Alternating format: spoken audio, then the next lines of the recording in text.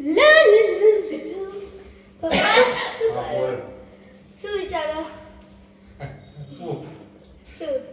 અરે આ તો પેલા બોડિયા કાકા મળ્યા હતા કયા બોડિયા કાકા અમદાવાદના કયા અમદાવાદના અરે પેલા કેરીના સ્કૂલમાં કામ કરે ને હા એ તો બોડિયા ટીચર કાકા હે ટીચર નહીં એ નહીં તો પેલા અમદાવાદ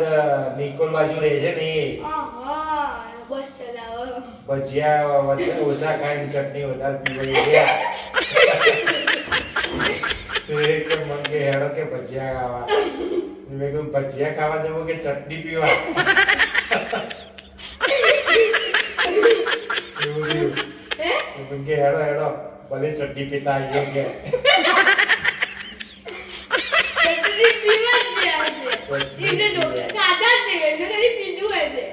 બે 250 ગ્રામ ભજીયા લીધા અને 500 ગ્રામ તો ચટણી પી ગયા